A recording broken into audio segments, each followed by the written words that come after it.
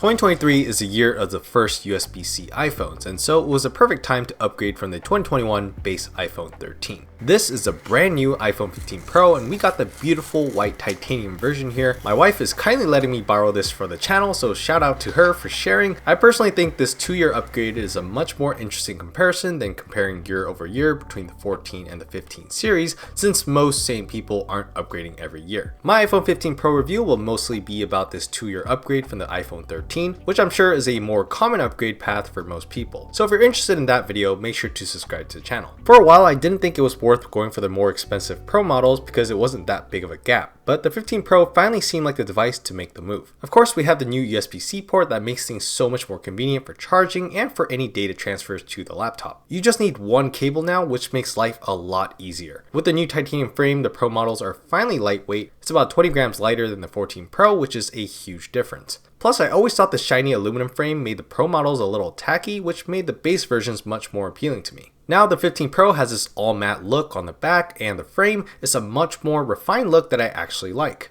While the 14 Pro to 15 Pro wasn't much of an upgrade in camera systems, it was about time to have an iPhone with a telephoto lens and optical zoom capability. There's also the new A17 Pro chipset, which I'm a little scared about. It is an upgrade from a 4nm process on the A16 Bionic to the new 3nm process, but from their initial reviews, it seems to be more of a jump in raw power than efficiency. But we'll see if that's actually the case as we test out the phone. But besides that, with the lighter weight, the new look, and USB-C, the price difference and the move to the Pro series now seemed a little more justified. Then the 2-year difference from our base iPhone 13 to the new 15 Pro is low-key pretty massive. We came from a 60Hz OLED to a 120Hz LTPO OLED up to 2000 nits of peak brightness. We also have the smaller bezels and the famous new dynamic island. Since it's so big compared to a hole punch camera and even the old notch, I'm not sure if I like this more, but we'll see about that as I use it. Since we have the fancy LTPO tech here, we also have the always on display feature, which I'm a frequent user of with all my Android phones. But on that note, now that I'm holding a 120Hz iPhone, I can definitely tell the difference between the 60Hz refresh rate. Before this, I honestly didn't mind the slower refresh rate on the iPhone 13, but you can definitely tell the difference holding them side by side. Then, while the iPhone 13 always pushed out respectable photos, it was really missing a telephoto lens for proper zoom shots, especially for the Blackpink concert here in Seoul. Now with a 77mm 12MP telephoto lens, the iPhone 15 Pro can take proper 3x optical zoom shots. The main lens is also getting a big boost from the 13's 12MP main to the 15 Pro's 48MP main lens. So hopefully we can take much better concert photos and just overall more creative and dynamic shots for all situations. We're also getting a pretty huge performance boost. The iPhone 13 had an A15 Bionic on a 5nm process, and the 15 Pro jumps that up to an A17 Pro, which uses a 3nm process. We're also getting double the RAM here with 8GB instead of the 4 on the 13, so we're getting a big bump in raw power and efficiency, so hope to see better day-to-day performance. Battery is a bit of a gray area since we do have the higher refresh rate display here, but we'll see how the results go with our real-world tests also coming up on the channel.